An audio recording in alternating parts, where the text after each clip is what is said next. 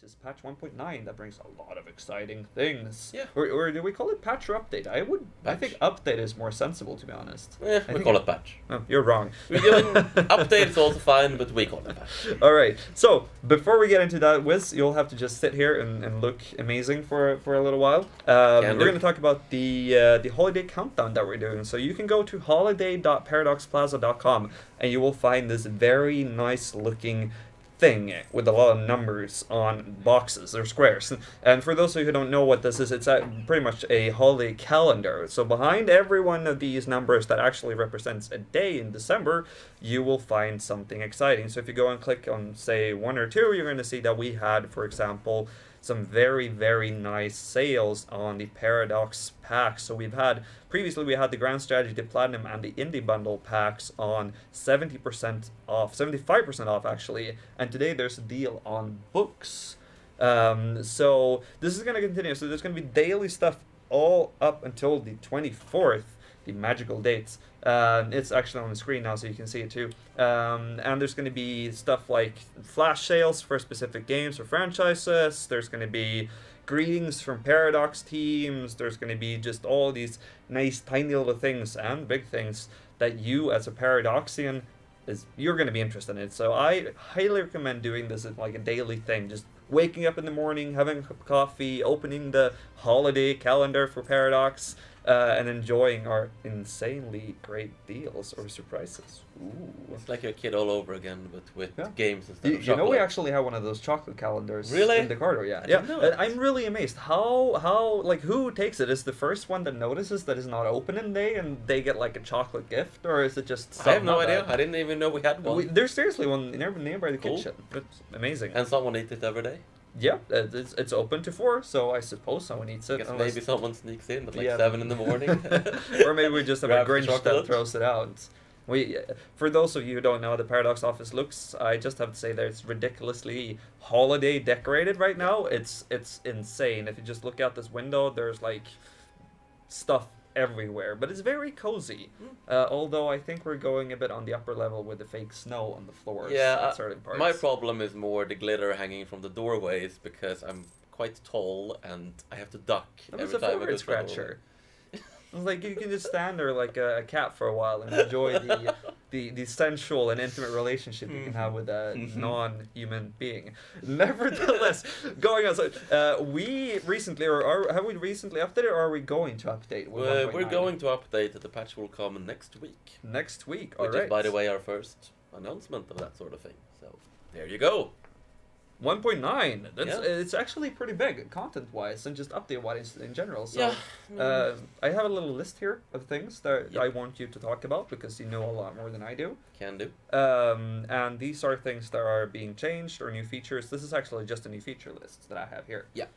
So trade fleets in the same node and on the same mission from the same country will do things differently. Yes, they will be automatically merged. And for those of you who remember, this was part of the whole YouTube conversation we had with Arumba, and was one of his 12 suggestions, which is that basically when you have trade fleets that are sailing around in a node, you could previously have like 10 different small trade fleets, and let's just say you have one big trade fleet that's patrolling a node, and you want to add 5 more ships to that trade fleet, and you want them all to be in the same trade fleet, so it's easy to manage and doesn't clutter up your interface. Previously, you had to like send them out and like stop the other fleet and combine them and send them back on a mission again, and it was all very micro intensive. Now they will just combine for you. So all you have to do is take those 5 fleets, send them to the same node, and worry no more. So it's a bunch of ships and another bunch of ships, and they decide when they meet, they will combine. That is very sensible. Yeah, and also if either fleet has the setting for go home at war, the resulting fleet will get it regardless of who combines with who, so you don't lose that setting.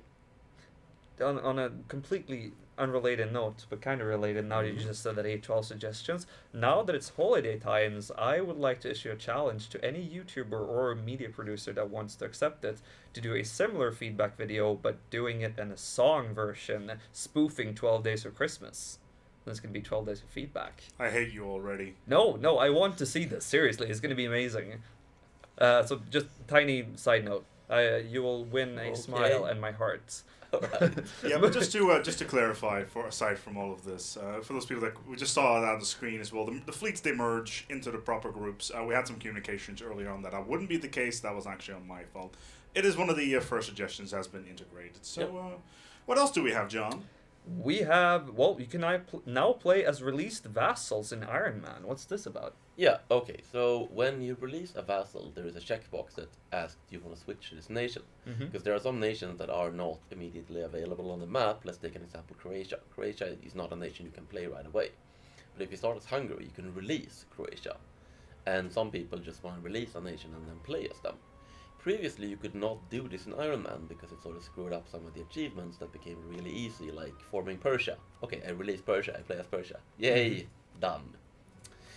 What we have done now is that we have enabled it in Iron Man, but we have made it so that certain achievements are not available in games where you have decided to play as a nation that you have released. Well, so it's as simple as that, really. Yeah.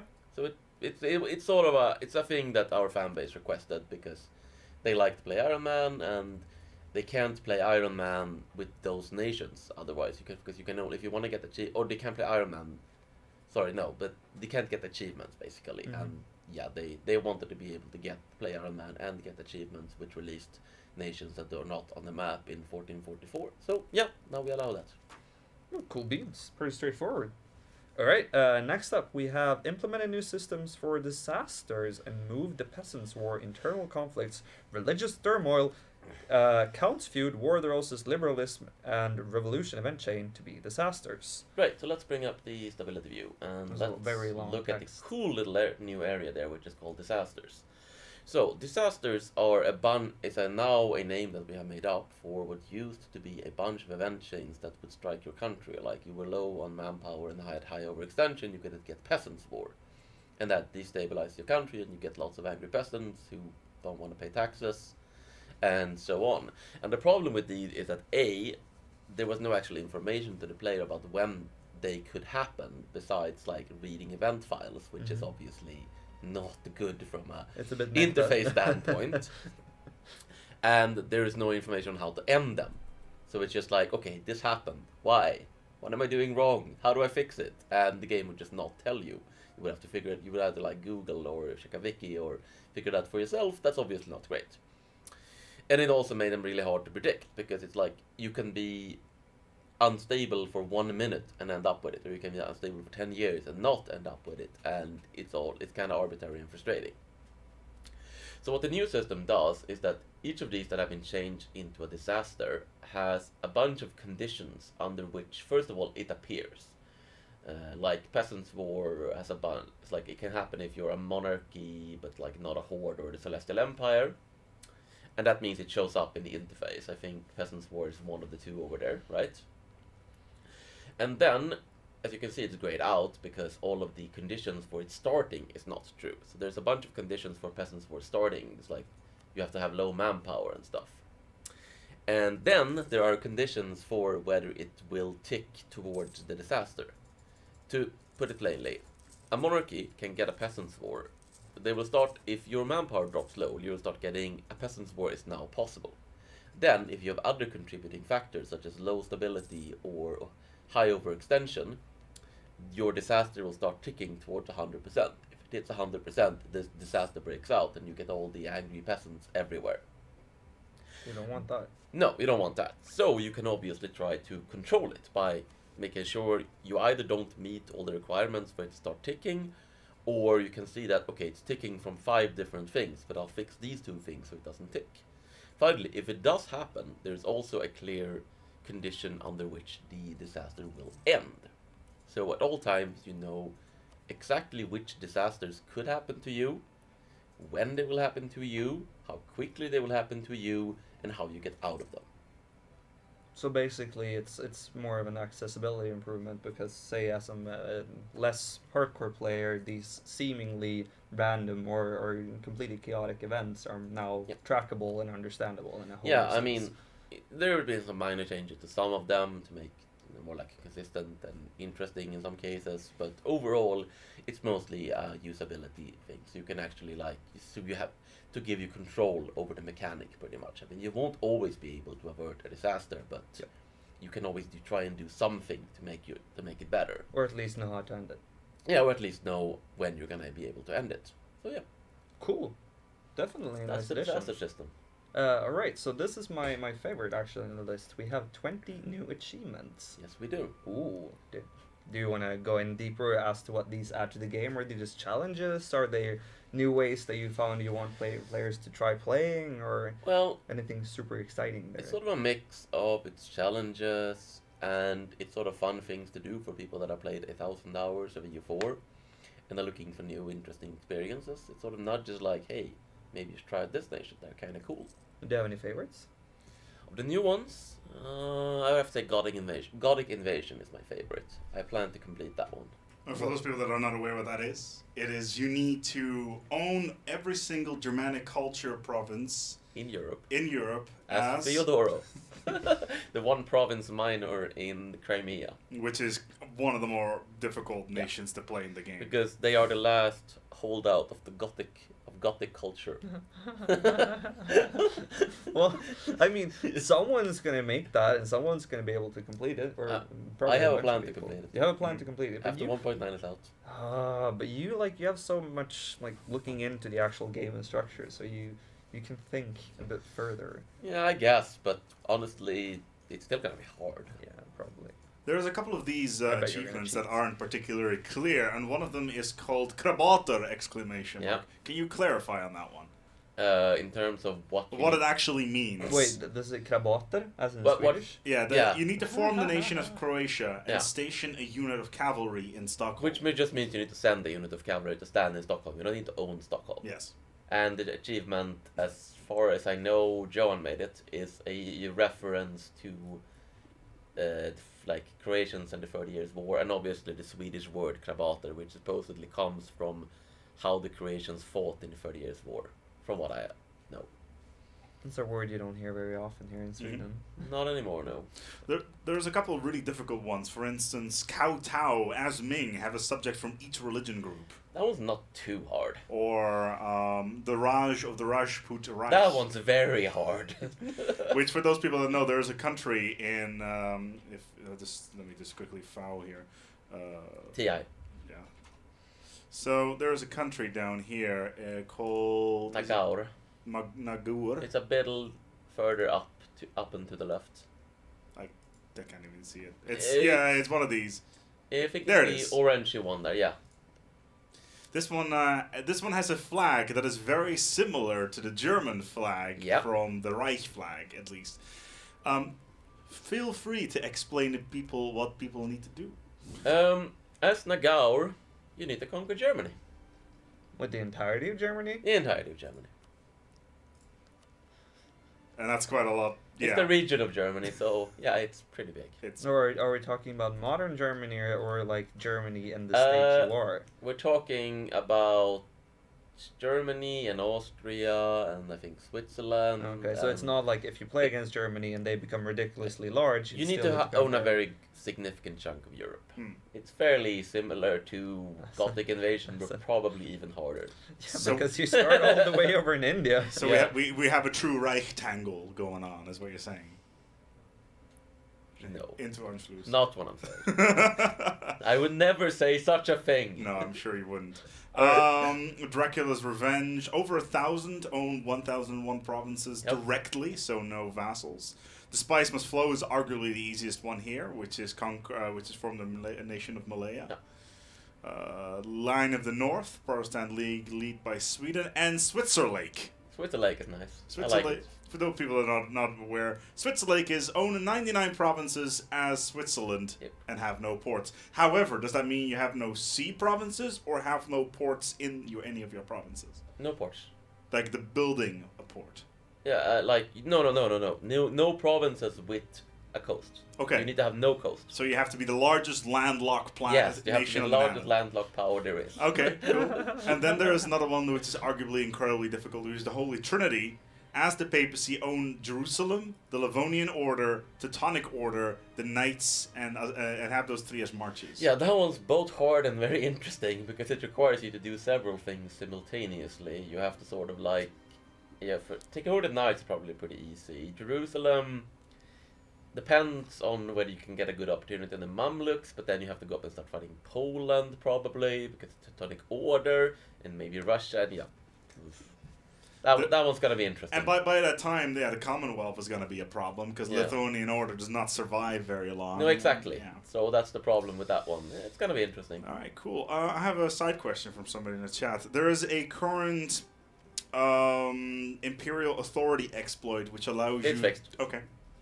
I know exactly which one you're talking about. It's fixed. There was an exploit that allowed you to create the Holy Roman Empire Yeah. in 10 years. Yeah, I know. Okay, it's been resolved. Perfect. John, what else do we have? All right, so we've added a lot of national ideas Yes, we have. for a lot of nations. Yeah, you're gonna have to. I know a few of them. Like So I'm we had a just gonna bunch go in through them. Southeast Asia, Khmer, Sukhothai, Shan. and for the Shan states. We also have Canada, Quebec, Mexico, Saprosai, and the Chinese states. Saprosai, that's an incredible name. Yeah, it's the if you don't know who they are, I strongly recommend you look up the Zaporizhian Cossacks' reply to this to the Ottoman Sultan or whatever the exact name is. It's one of the more amazing historical things ever. It's quite possibly not actually historical, but I don't care. It sounds like they did something brave and They- possibly rude. Basically, the Ottoman Sultan sent them a letter basically demanding that they submit. And their reply is probably some kind of world record in profanity and incredibly funny profanity. It's pretty much it's gone in history on par with the reply of the Allies having to surrender in the Bulge. It's similar on that, whereas the Allies just had a single word which was nuts. These guys had something a little bit more creative. Yeah, a little bit more wordy. Yes. I recommend reading it. My national ideas didn't get in. Yeah, sorry. I'm not. This is not acceptable. Not. This is just this is not that good. Your rebel faction is approaching a revolt. Yeah, absolutely. The new revolt system, right? Okay. The national disaster system. There's two countries I have. No worries, Matt. I have plenty of mill points. Okay, that's good. Now, I can harsh treat you. I've got exactly. Well, that's please. No, there's two countries in the game that I put in some ideas for, and they have Yeah. not they have not been seen yet. So Well, what else do we have? Well, it says here that we've added sets of DHEs for Kilwa, Orisia, and Kanem Borno. yeah, DHEs means dynamic historical events. I was So- guessing dynamics holy events, but No. holy made no sense whatsoever. So it's events that are based on historical locations but can happen anytime the conditions are roughly right. So we have been kind of adding DHEs a bit all over the world, like obviously with 1.8 lots of countries not in Europe got DHEs, and now we just added some that didn't make it into 1.8. Oh, cool beans. We also expanded the DHEs for Hungary, Ming, Austria, Poland, Venice, and Netherlands. Yeah. Just, yes. Yeah, just because we felt like it. Yeah, well, expanding flavor is always awesome. And actually, on that note, we have the final point, which is that we have added a large set of flavor events for the steppe nomads. Yeah, we have. Who are the steppe nomads, and why do they need more flavor? The steppe nomads are a bunch of countries. They are like the Golden Horde, the Crimea. It's just all of the like nomadic nations which cover mostly the Central Asian steppe. And I think they deserve flavor events because they are a very unique form of play. They have their very own. They have very unique mechanics around their sort of government, and they were very different from the kind of settled states that surround them. So flavor events help sort of immerse you into actually feeling like you are playing as steppe nomads and not just as a recolored kingdom. Interesting. Well, looking forward to see what people think about that. So that's actually a list of new features that we've added, but is there anything else, like interesting, any significant bug fixes, anything that the community's been asking for? Yeah, I could probably add that a fairly unpopular change in 1.8 has been reworked, which is the autonomy for colonies on the same continent. Basically, to put it really shortly, colonization on the same continent that your capital is in is stupidly powerful, because you get full value provinces instead of like quarter value provinces for the same cost as colonizing overseas. And this was basically solved by making those provinces less valuable, and while perfectly fine from a balance standpoint, people found it kind of bad from a fun standpoint. So we have now reworked it, so instead you will you don't get autonomy, but when you colonize on the same continent, you have to core those provinces at a reduced cost, meaning that you actually have to spend some admin points for full value provinces, which I think is fair.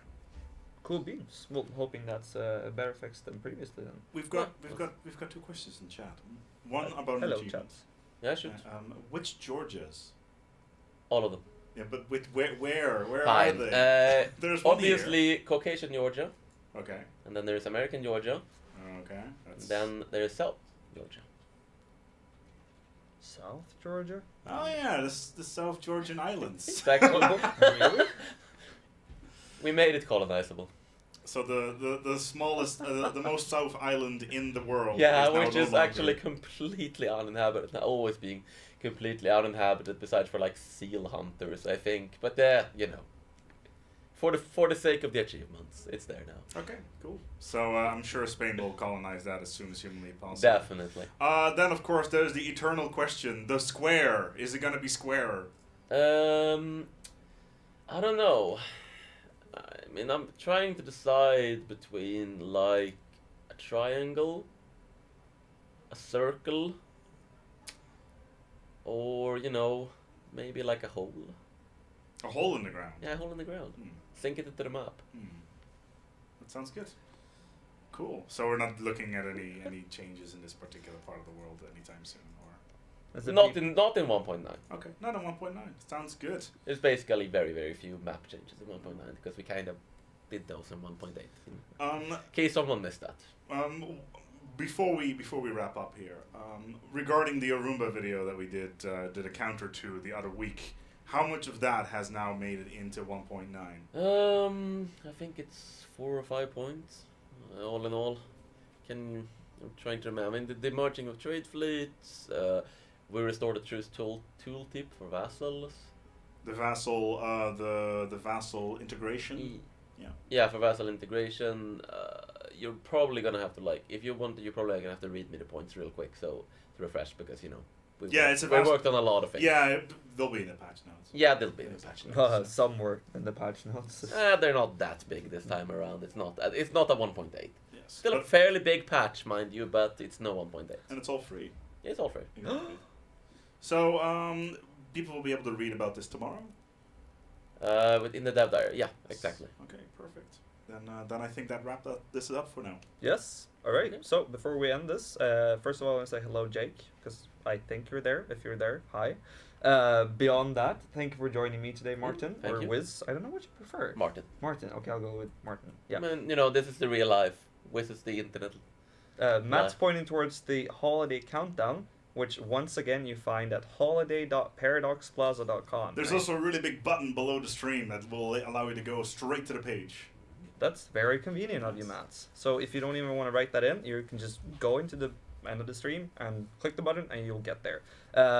Highly recommend that you check this every day because there's going to be fun stuff and there's going to be greetings and there's going to be flash sales. And I have the cheat paper here, and I think this is ridiculous. We're not going to earn any money because things are selling so cheap. I don't get this, but apparently we're basically giving away stuff. So really, It is Christmas. yeah, Almost. no, it's the holidays. Sorry. Thank you for joining us once again. We will be back next week with more stuff from Paradox. It's been lovely having you here. If you're interested in further interaction with us, you can of course always check out our social media channels, and there are loads of them, but I recommend going to your favorite game, following that, and then going to the main Paradox Interactive social media channel. You will also find all of this stuff on the Paradox Extra YouTube channel later if you want to review it and don't want to go to Twitch and click a bunch of stuff because YouTube is nice and all. So highly recommend that you follow that too. Beyond that, I don't think there's a lot more. So I hope to see you next week. You're great. We really do love you. And you're lucky that you're not in Sweden right now because it's really cold and gray and boring. That'll be all. Okay. Cheers. Bye bye.